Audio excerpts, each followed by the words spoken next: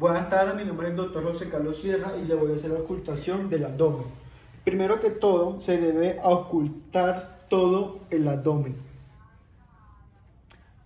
en donde la identificación de los hidroaéreos a través del estetoscopio se realiza colocando el estetoscopio en la zona central abdominal y percibiendo los ruidos hidroaéreos normales, que son continuos entre 5 y 30 por minuto. Lo importante en la ocultación del abdomen es, a través de la experiencia, conocer los ruidos hidroaéreos que están aumentando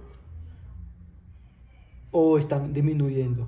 Si están aumentando y acompañado por el dolor cólico, en el caso ilio obstructivo, y están disminuidos y acompañado del dolor continuo, en el caso de la peritonitis, y están disminuidos y sin dolor, en el caso del ilio paralítico, el estetoscopio debe reconocer el abdomen tratando de percibir otros sonidos, entre ellos los soplos, que pueden encontrarse como soplo sistólico, y en el 20% de las personas sin significado patológico, pero el hallazgo de un soplo sistodiastólico en la zona umbilical específicamente es muy alto para el diagnóstico de hipertensión renovascular. También sobre la zona del hígado o sobre el vaso pueden ocultarse frotes en el caso de infarto esplénico.